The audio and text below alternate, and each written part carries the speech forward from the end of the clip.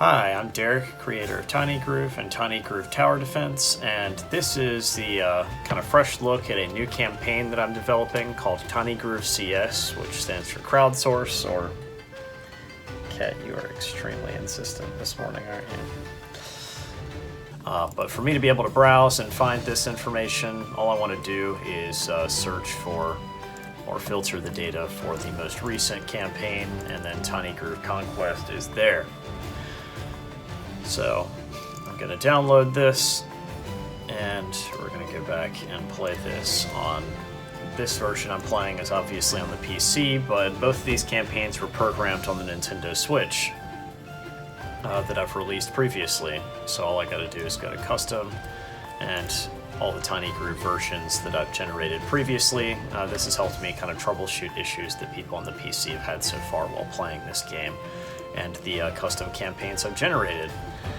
So far there's only one mission. It is a relatively complex mission, features a lot of new units. It stars Nuru in the grain of TinyGroove.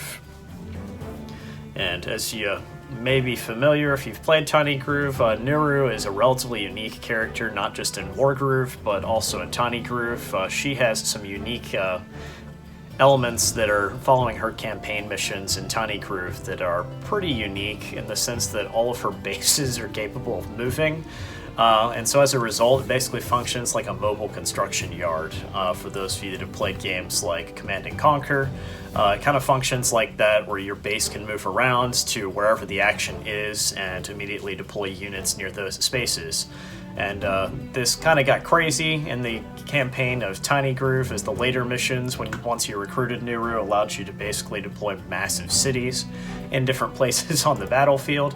But in this case, her main issue is that her spaceship has crashed, and it's kind of flown through some volcanic ash, so we can make use of some of the new volcanic biome information that Chucklefish has released in the new DLC pack. And we've also got the new units that are kind of debuting a little bit as well. So in this case, Ragna is going to be our antagonist for this particular map, and she's wanting to chase Nuru through the forest. She doesn't know what the particular intrusion is yet, but basically we're going to be on the run from ranged combat units, which means the name of the game is really hiding in a variety of different places. Forests usually hide you pretty well in Fog of War, and all the campaigns I've generated make use of Fog of War, because that is the correct way to play any type of turn-based combat game.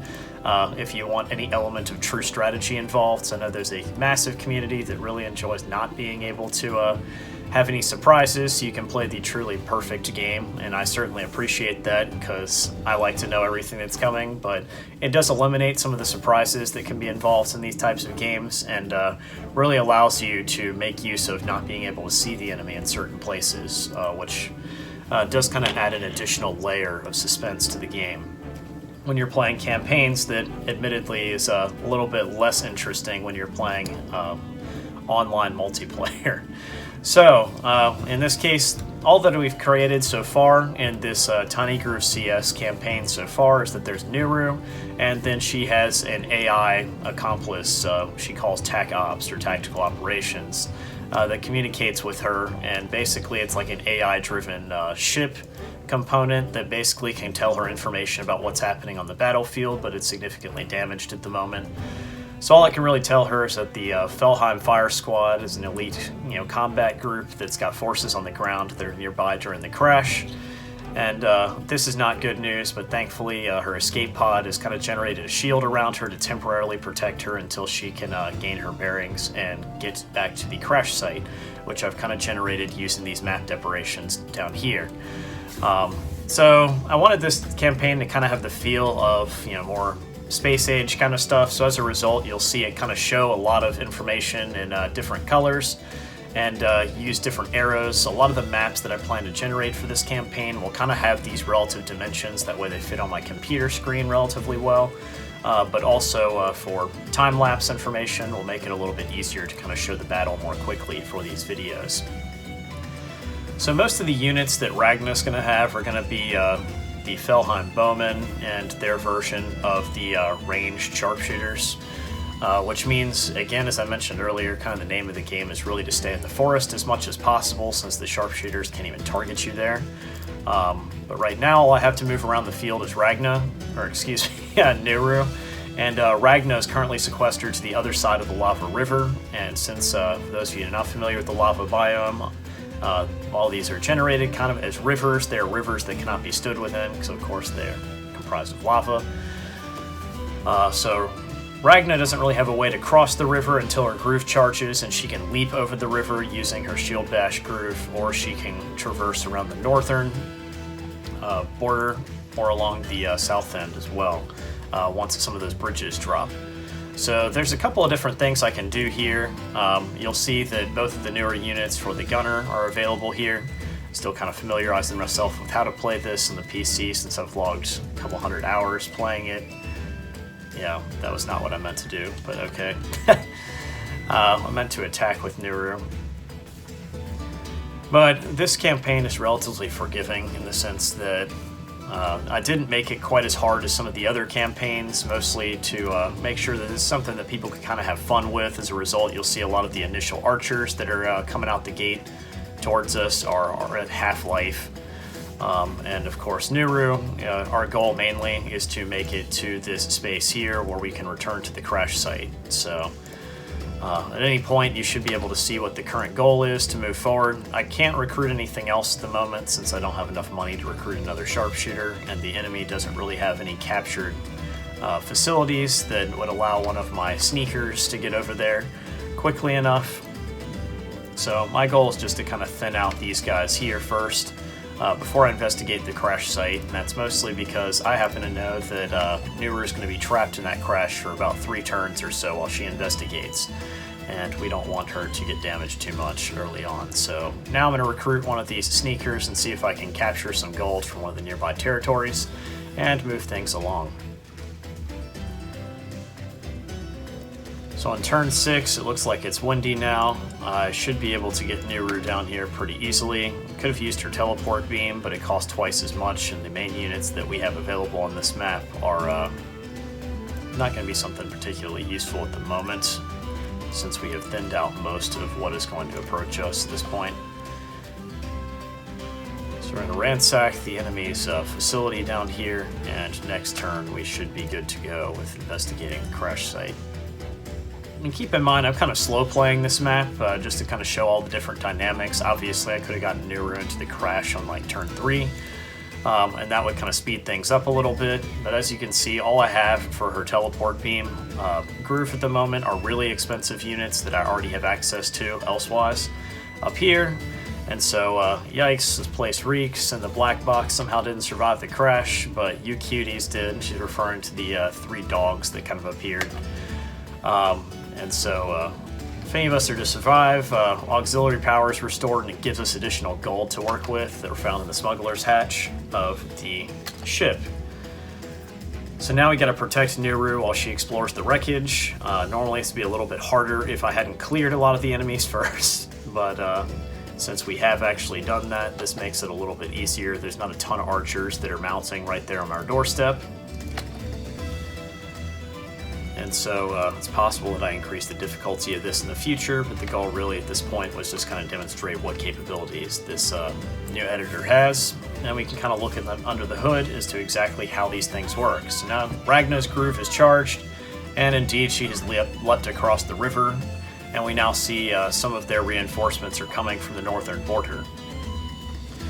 So interestingly enough, there's a transponder revealed that there are war wagons that are scattered in the woods nearby, and their locations are now revealed based on their transponders. So we've now kind of got a side quest that allows us to review those spaces, while Nuru is still stuck investigating the crash. So any of these 3 individual spaces here will provide us some additional options to work with. So our overview now says we still got to protect Nuru.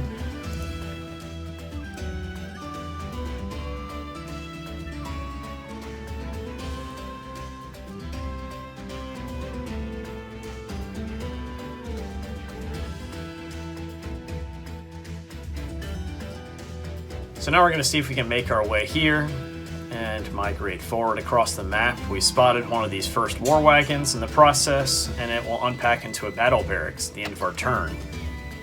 We can move it now to see it in action. We now have control of it, And that's pretty cool. So now we can move this over here and it will convert into a barracks that we can use the next turn. Anytime that we park it, will basically allow us to recruit new units from it. And that's exciting. So I'm going to heal our dog that was damaged in the crash and get the rest of our gold back here to deposit some of that and bolster our funds available up here in the top corner. And see if we can make our way down here to see if these other wagons will work for us. So based on the way that this mission is programmed, whatever wagon you happen to sight second automatically sustain too much damage. So there are 3 wagons that you can find. 2 of them actually work, the first and the third. Regardless of which one you find second, will automatically not work, whether it's the one in the back left corner, the top left, or the bottom right. So based on the data that we have for those, this gives us a little bit more information into exactly how this mission operates. And we will kind of dig a little bit deeper under the hood to show specifically how you can code something like that for your campaign. Next goal here is to kind of move forward a little bit and spread out, make use of the space that we have available, and just keep hiring gunners because we're going to need them.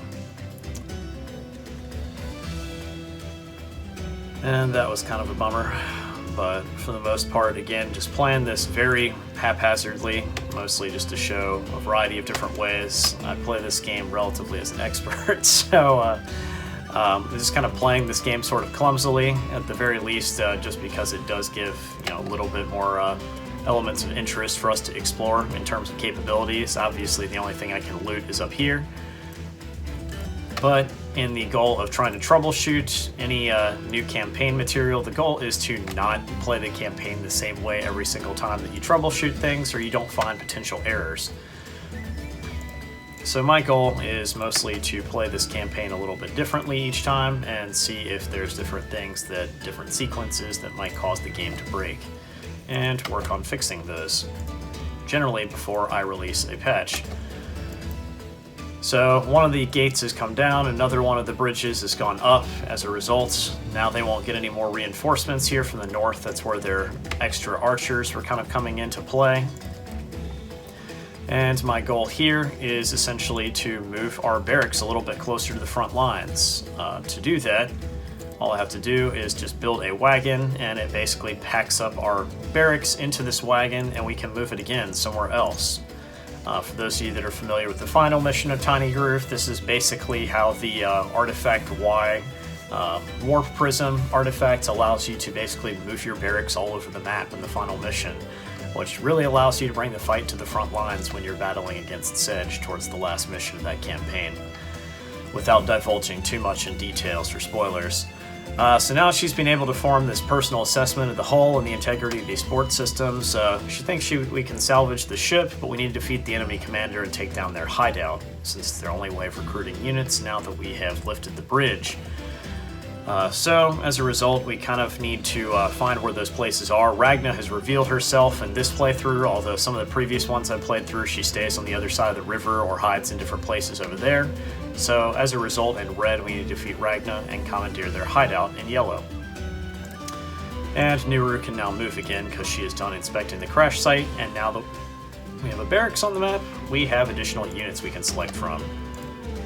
And dogs are actually really good at defeating ranged combat units, and also their superior sight will allow them to see through all the forests on this map with ease. So our goal really is just to clear out any of the surprises that might potentially damage us as we progress forward through the map. Likewise, those ranged combat units take quite a bit more damage, so our goal is to kind of keep them a little bit back, but still allow them to take the fight to the enemy.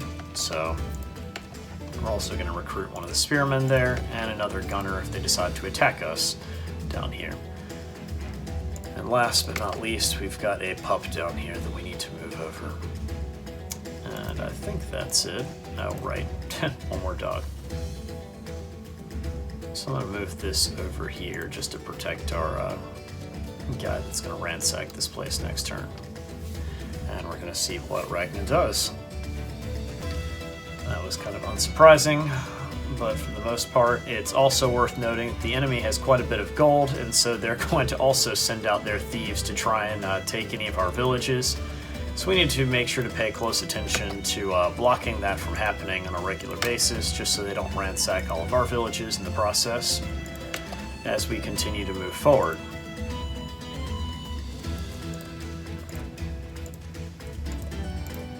So, kind of just viewing what my different options are to attack, and in this case, I'm just going to kind of move a little bit further. Since our weather is kind of volcanic ash, it's changed things a little bit in terms of what I would suggest to do. But I can still ransack their village. Yeah, it's right next to her, but Ragna's inevitably going to attack whatever is going to be the biggest threat to her. So that may or may not be defeating our guy. We'll see. Regardless, she is not attacking our ranged combat units, which is really kind of what I want. So, with that, we are on to turn 11. Yep, and again, there we go. So this time she is starting to put the hurt on us a little bit, and we don't really want too much of that to happen, and that stinks. Okay. So I guess we need to run back here and capture some more of these buildings. But Ragna's put herself in a really vulnerable position, and we're going to take advantage of that to defeat her before her groove actually comes into play.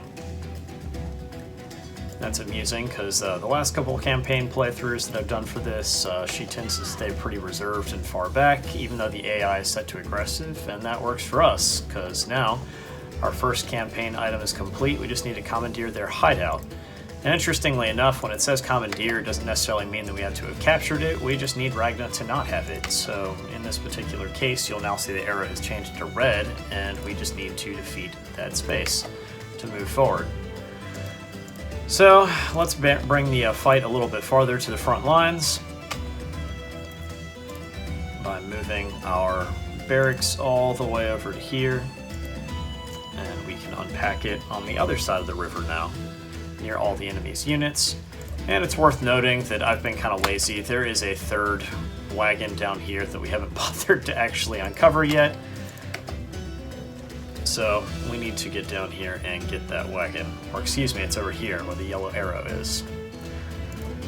So we're going to stay in the woods as much as possible, but we're also just kind of generating targets that the enemy's ranged units can hit. Mostly so they don't just all gang up on Nuru, which they have done before, and you can totally lose the mission that way.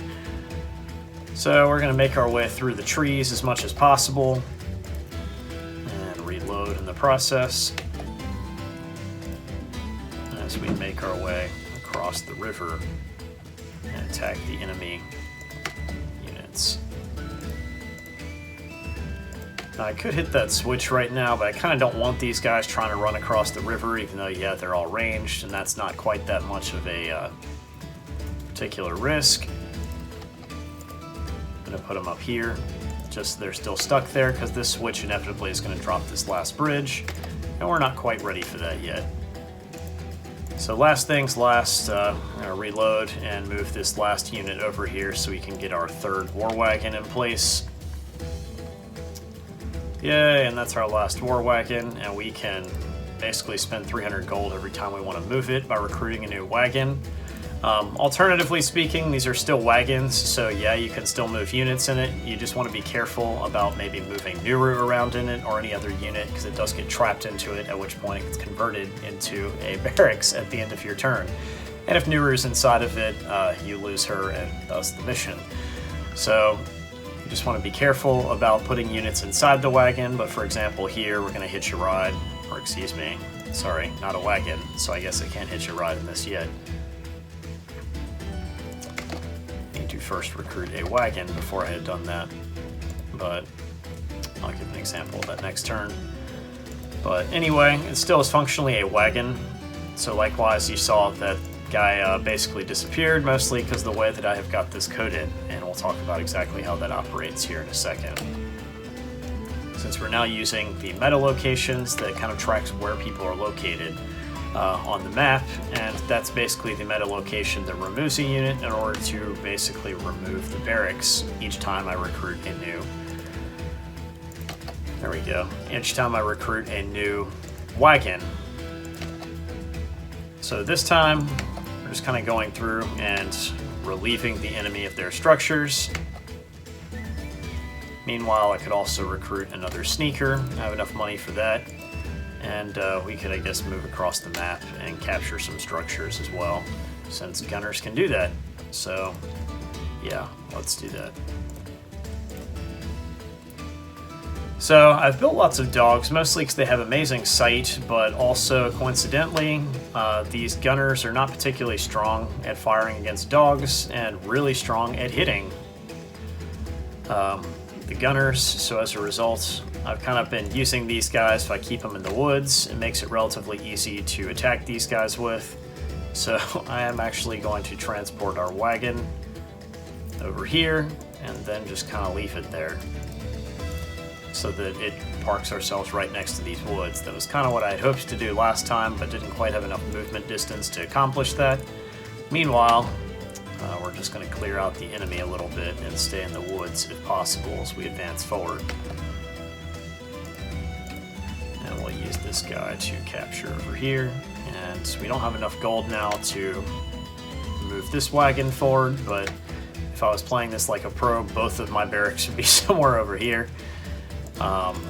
Which is basically how I played this map last time. So moving forward, I can recruit a slasher here, which there's really no reason to do that, so I'm just going to end the turn since I've got lots of guys in front of that one.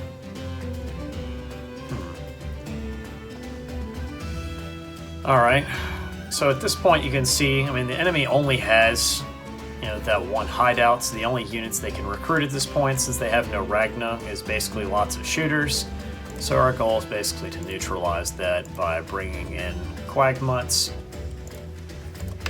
And so these dogs can kind of get in there and attack any enemy that could potentially be a threat to us, which, hint, is basically any of them that have ammo still remaining. Oddly enough, the enemy is kind of dumb when it comes to ammo sometimes, and they don't always recharge or reload when they should, which I found by playing this mission a few times through to make sure it was operating correctly. So we're just going to move these guys forward and increase the pot of gold that we have to work with to recruit more units with. And now it's just a matter of neutralizing the shooters that the enemy is going to recruit moving forward.